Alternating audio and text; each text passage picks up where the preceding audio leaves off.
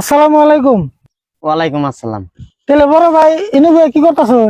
এই যে খেত কোবাইলাম, কত লাগছে দেখে গাছতলা বই অল্প জিরিতেছি। আমরা না ভাত খাইতেছুন, আমি নাউন থেকে দেখলাম। কে ভাই রমজান মাস তা রোজা রাখেন নাই কে? না ভাই, সারাটা দিন কষ্ট করি তো পিছনে রোজা রাখা হারি না।